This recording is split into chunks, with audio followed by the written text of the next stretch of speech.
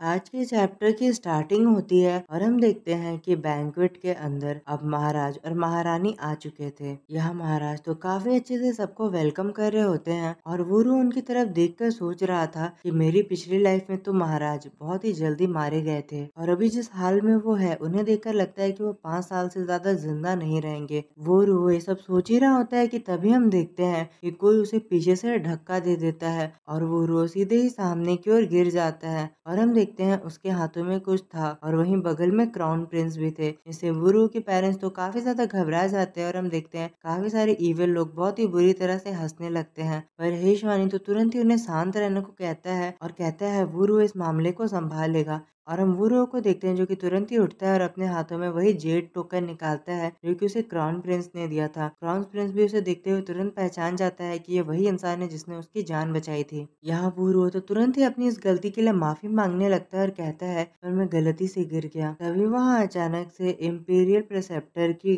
Grand daughter lady वो कहने लगती है कि तुमने क्राउन प्रिंस का जेड पेंडेंट तोड़ दिया। जिसपे वुरु तुरंत ही घबराते हुए कहता है कि मुझे कुछ दिन का समय दीजिए, मैं उसे ठीक कर दूंगा। पर क्राउन प्रिंस तो तुरंत ही कहने लगते हैं कि ये मेरे लिए काफी खास था क्योंकि ये मुझे मेरे ग्रैंड पेरेंट्स ने दिया था। कोई यहाँ पर आओ और जल्दी से पकड़कर इस लड़की को यहाँ से ले जाओ। और हम क्राउन प्रिंस को देखते हैं जो कि सोच रहा होता है कि मैं किसी को पता चलने नहीं दे सकता कि मैं इस इंसान को पहले से ही जानता हूँ। और हम देखते हैं कुछ गार्ड वहाँ पर आ जाते हैं और वुरु को पकड़ लेते हैं। तभी बीच में इम्पीरियल प्रिसेप्टर बोल पड़ते हैं कि वो मेरी फैमिली का है, प्लीज उसे माफ कर दीजिए, वो अभी अभी रॉयल कैपिटल में आया है, उसे यहाँ के नियम नहीं मालूम है। और तभी क्राउन प्रिंस को पता चल जाता है कि ये बंदा वो फैमिली से है जो कि उसकी दुश्मन है। और वहीं हम लेडी वू को देखते हैं जो कि काफी नाराज लग रही थी और किसी को इशारा कर देती है और एक आदमी बाहर निकल कर आ जाता है। वो तुरंत ही क्राउन प्रिंस से कहने लगता है कि महाराज ये बंदा काफी ज्यादा घटिया है, इसकी सिटी में अभी कुछ घोस्ट आकर मारा मारी कर रहे हैं, उन्होंने 10,000 से ज्यादा लोगों को मार दिया है पर ये अपनी जान बचाकर यहाँ आ गया और ये गावलिंग सिटी की वो फैमिली से है तो इसे वहाँ के लोगों को प्रोटेक्ट करना चाहिए था, पर ये कितना बेकार है कि ये अपनी जान बचाकर यहाँ आ गया। यहाँ सभी लोग ये बात सुनकर काफी हैरान हो जाते हैं क्योंकि गावलिन सिटी के प्रोटेक्शन की जिम्मेदारी वो फैमिली के पास थी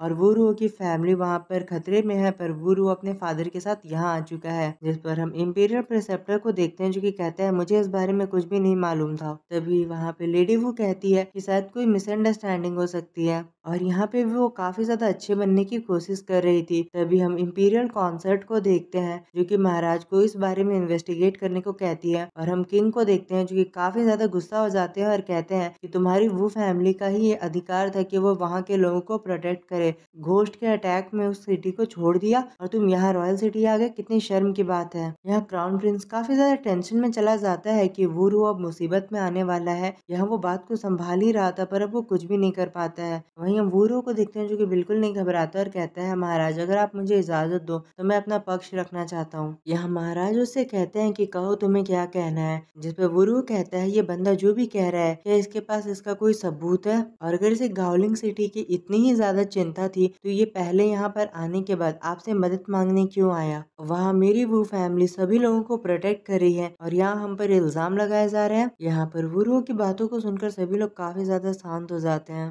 तभी वो बंदा कहता है तुम्हारे पास क्या सबूत है कि तुमने गावलिंग सिटी को अबैंडन नहीं किया है। जिस पर वुरु कहता है तुम्हें सबूत चाहिए ना, मैं तुम्हें बताता हूँ। मैं यहाँ पर आज से 10 दिन पहले आया था और हमारे इम्पीरियल प्रिसेप्टर इस बात के सबूत है क्योंकि उन्होंने ही हमें इनवाइट किया था। जिस पर इम्पीरियल प्रिसेप्टर को काफी गुस्सा आ रहा होता है पर उन्हें यहाँ पर जबरदस्ती स्माइल करना पड़ता है। वुरु सोचने लगता है कि सिचुएशन इतनी भी अच्छी नहीं है पर मैं इसे संभाल सकता हूँ। और फिर वुरु अपना पक्ष रखने लगता है और कहता है महाराज मेरे पेरेंट्स और मेरे पास कोई भी स्पिरिचुअल पावर नहीं है तो हमारे सामने अगर कोई जानवर भी आ जाए तो खुद को प्रोटेक्ट हम नहीं कर सकते हैं। इसीलिए महाराज हमारी गलती बस इतनी है कि हम कमजोर हैं, आप हमें इस बात के लिए माफ कर दो कि हम सिटी को प्रोटेक्ट नहीं कर पाए। हमें बिल्कुल नहीं पता था कि गावलिंग सिटी पे अटैक होने वाला है। जब मैं यहाँ अपनी फैमिली के साथ आया था, मैं 10 दिनों पहले यहाँ अपनी फैमिली के साथ आया था, मुझे बिल्कुल नहीं पता था कि गावलिंग सिटी पे अटैक होने वाला है। पर यहाँ तो मेरे ऊपर ही इल्जाम लग रहा है कि मैंने अपनी सिटी को धोखा दिया है। इसमें महाराज कहते हैं अगर जो बात तुम कह रहे हो वो सच है तो इसका मतलब है कि तुम तो पूरी तरह से इनोसेंट हो और तुम्हारी वो फैमिली पे लगाया गया हर एक इल्जाम गलत है। और वो वुरु को तुरंत ही माफ कर देते हैं। जिस पर वुरु कहता है महाराज आपका बहुत बहुत शुक्रिया कि आपने मुझे अपना पक्ष रखने दिया। और तभी क्राउन प्रिंस कहता है कि भले ही वुरु ने अपने आप को क्लियर कर दिया है पर फिर भी उसकी गलती है कि उसने मेरे गिफ्ट को तोड़ा, तो अब उसे सजा तो मिलेगी। और वो कुछ गार्ड को बुलाकर वुरु को वहाँ से भेज देता है और फिर वो तुरंत ही इम्पीरियल प्रिसेप्टर से कहता है कि मुझे माफ करना, मैं आपकी फैमिली मेंबर को सजा दे रहा हूँ पर उसकी यहाँ गलती है। ये कहते हुए निकल जाता है और हम क्वीन को देखते हैं जो कि प्रिसेप्टर को समझा रही होती है कि आजकल ये बहुत ही मनमाना हो गया है। पर इम्पीरियल प्रिसेप्टर तो काफी ज्यादा खुश होता है क्योंकि अब वूरो को सजा मिलने वाली थी। अब अगले सीन में हम क्राउन प्रिंस को देखते हैं जो कि वूरो को अपने पास बुलाता है और उससे कहता है, जब तुमने मेरी जान बचाई थी क्या वो तुम्हारी एक चाल थी?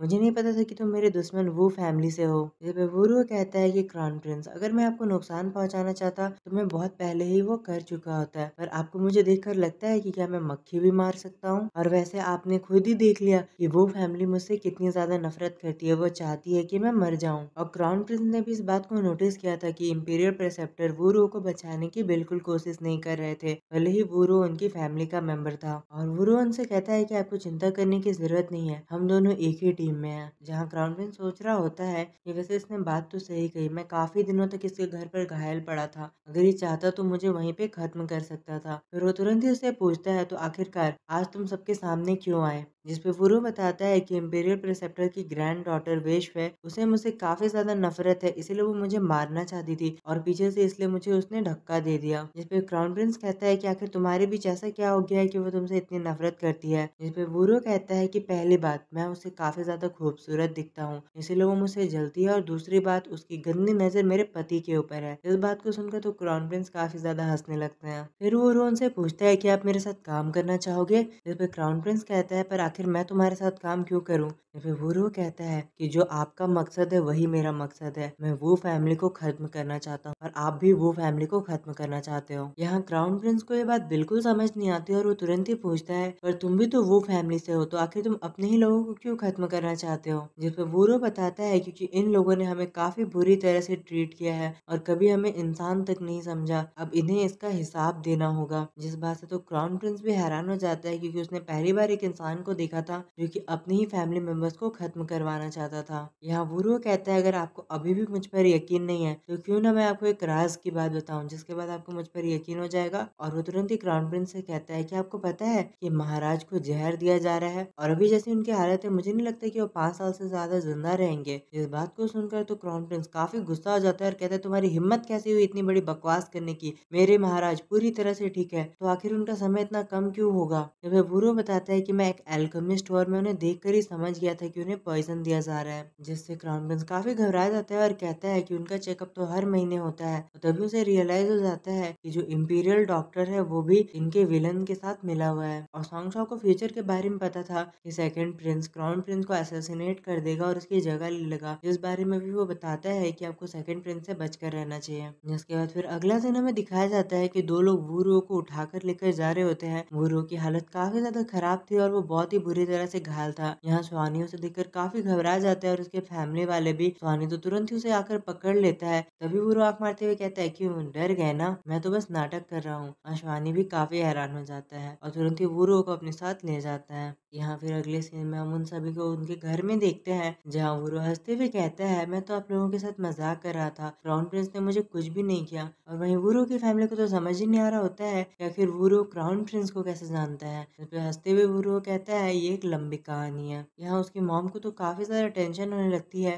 जिस पे वुरो से नाच नाच कर दिखाता है कि मॉम देखो मैं पूरी तरह से ठीक हूँ, और वो उन्हें चिंता ना करने को कहकर वहाँ से भेज देता है। तभी हम स्वानी को देखते हैं जो कि अचानक से झटके से वुरो के ऊपर आ जाता है और वुरो घबरा कर कहता है, तुम क्या कर रहे हो? जिस पे स्वानी कहता है, मैं तुम्हारे क्लोज जा रहा हूँ। और वुरो तुरंत ही दूर भागने लगता है, रोते हुए कहता है, तुम हमेशा इसी बारे में क्यों सोचते हो? जिस पे स्वानी कहता है, मैं तो बस तुम्हारी इंजरीज को देखना चाहता था। और फिर वो सॉन्ग के सारे कपड़े निकाल देता है। अब अगले सीन में हम वुरो को देखते हैं जिसने कोई कपड़े नहीं पहन रखे होते हैं। अब अगले सीन में हम वुरो को देखते हैं जिसने कोई कपड़े पहन नहीं रखे होते हैं और स्वानी से चिल्लाकर कहता है, मैंने तुम्हें पहले ही कहा था कि मुझे बिल्कुल चोट नहीं लगी है, तो मुझे देखने की कोई जरूरत नहीं थी। ये शानी कहता है, मैं खुद ही कंफर्म करना चाहता था। तो वुरो कहता है, तुम्हें अब खुशी मिल गई, यही चाहते थे ना तुम? बेचारा काफी रो रहा होता है, जिस पे स्वानी तो काफी खुश नजर आता है। और यहाँ वुरो उसे पीटने लगता है और कहता है, स्वानी तुम तो बहुत ही बड़े वाले पर्वट हो। फिर स्वानी कहता कहता है पर मैं तो तुम्हारा हस्बैंड हूँ ना, और अगली बार से तुम्हें इतने बड़े खतरे को उठाने की कोई जरूरत नहीं है। तुम जो भी करना चाहते हो मुझे कहो, मैं वो तुम्हारे लिए कर दूंगा। अगर तुम्हें किसी की जान भी लेनी है तो तुम मुझे कह दो, मैं उसे तुरंत ही खत्म कर दूंगा। जिस पे वूरो कहता है अगर तुम मेरे सारे काम कर दोगे तब तो ये काफी बोरिंग हो जाएगा, तब आखिर मैं अपना बदला कैसे लूंगा। जिस पे शिवानी कहता है मुझे बताओ तुम्हें किससे बदला लेना है, मैं तुम्हारे लिए उसे खत्म कर दूंगा। जिस पे हंसते हुए वूरो कहता है कि मैं इंपीरियल प्रेसेप्टर को मारना चाहता हूँ, और शिवानी को हम देखते हैं जो कि तुरंत ही उठकर वहां से जाने लगता है। वूरो तो हैरान होकर कहता है कहाँ जा रहे हो। जिस पे शिवानी बताता है इंपीरियल प्रेसेप्टर को मारने। जिस पे वूरो तुरंत ही उसे पकड़ कर कहता है रुक जाओ, इतनी जल्दी करने की कोई जरूरत नहीं है, मैं बस मजाक कर रहा था। इंपीरियल प्रेसेप्टर को तो मैं अपने हाथों से मारूंगा।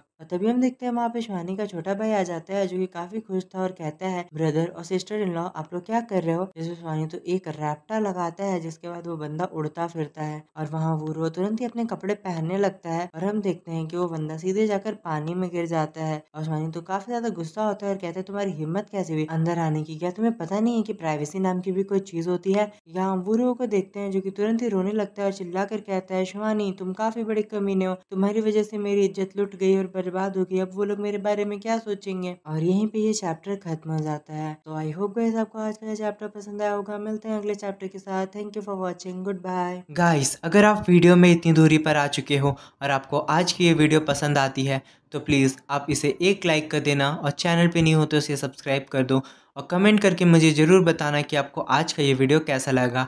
आपकी एक लाइक और सब्सक्राइब से हमें काफ़ी ज़्यादा मोटिवेशन मिलता है और हम वीडियो को जल्दी से जल्दी लाने की कोशिश करते हैं। इतनी देर मेरी वीडियो को देखने के लिए आप सभी का बहुत बहुत शुक्रिया। मिलते हैं अगली वीडियो के साथ। Thank you for watching, good bye.